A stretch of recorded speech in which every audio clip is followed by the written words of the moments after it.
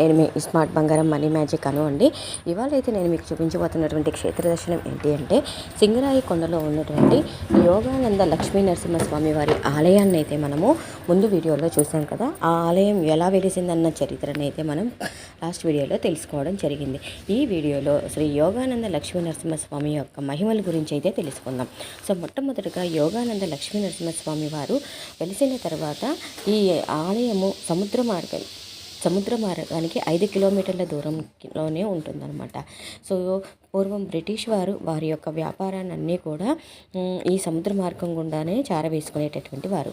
So ఎప్పుడైతే British వారి బోట్లన్నీ కూడా ఓడలన్నీ కూడా ఆలయానికి ఎదురుగా అయితే వస్తున్నాయో ఆ వచ్చినటువంటి ఓడలన్నీ కూడా అగ్నికి ఆహుతైపోయి వారి యొక్క వ్యాపారంలో నష్టాలు అనేటివి కలుగు చేసేటటువంటి వారనమాట ఈ యోగానంద లక్ష్మీనరసింహస్వామి.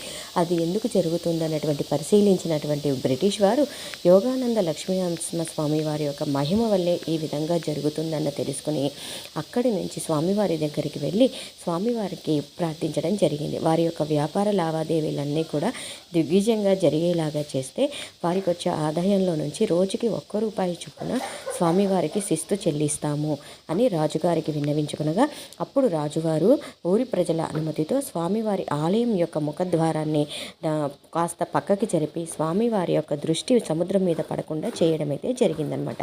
సో అలా చేసినప్పటి నుంచి బ్రిటిష్ వారి వ్యాపారాలన్నీ కూడా దిగ్విజయంగా జరుగుతూ వచ్చాయి. అలా జరిగిన తర్వాత వారైతే చెప్పిన ప్రకారం శిస్తు అయితే చెల్లిస్తూ వచ్చారనమాట. సో కాలక్రమేణా బ్రిటిష్ వారి పాలన అంతమైన తర్వాత అదన్నీ కూడా అంతరించిపోయిందనుకోండి. సో అలా ఆ బ్రిటిష్ వారిని భయపెట్టినటువంటి గొప్ప శక్తి కలిగినటువంటి యోగానంద లక్ష్మీనరసింహస్వామి. అలాగే ఈ యోగానంద లక్ష్మీనరసింహస్వామి వారిని తాత లక్ష్మీనరసింహస్వామి వారు అని కూడా పిలుస్తూ ఉంటారు. అది ఎందుకు అంటే ఒకానొక రోజు ఒక తాత వారి మనవడిని తీసుకుని ఆలయానికి అయితే రావడం జరిగింది. ఆలయానికి వచ్చినటువంటి తాత మనవలు పూజ అన్నీ ముగిసిన తర్వాత వారి తాతగారు అక్కడ ధ్యానం చేసుకుంటూ కూర్చోవడంతో ఈ చంటి పిల్లవాడు తెలియకుండా ఆలయం లోపలికి వెళ్ళి ఆలయం వెనక ఉన్నటువంటి ఒక రహస్య గుహలో వెళ్ళిపోవడం జరిగిందనమాట. అలా వెళ్ళిపోయిన తర్వాత పూజారి గారు దానిని గమనించకుండా సాయం సంధ్యావేళ అవ్వడంతో ఆలయం తలుపులైతే వేసేయడం జరిగింది.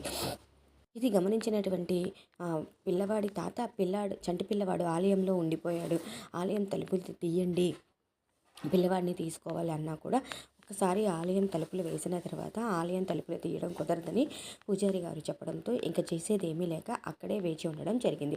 ఉదయాన్నే ఆలయం తలుపులు తీసినటువంటి పూజారి గారికి అలాగే వాళ్ళ తాతగారికి ఆశ్చర్యశక్తులు అవుతారు. ఎందుకంటే పిల్లవాడు చాలా ఆనందంగా ఉత్సాహంగా బయటికి రావడంతో పాటు పిల్లవాడి ముఖానికి అంతా కూడా పెరుగన్నం రాసి ఉంటుందన్నమాట.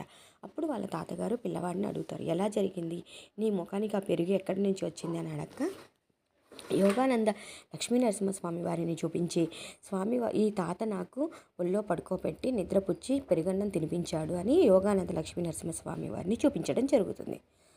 ఆనాటి నుంచి ఈనాటి వరకు ఆ యోగానంద లక్ష్మీనరసింహస్వామి వారిని లక్ష్మీనరసింహస్వామి వారిగా కూడా పిలవడం జరుగుతూ ఉందన్నమాట.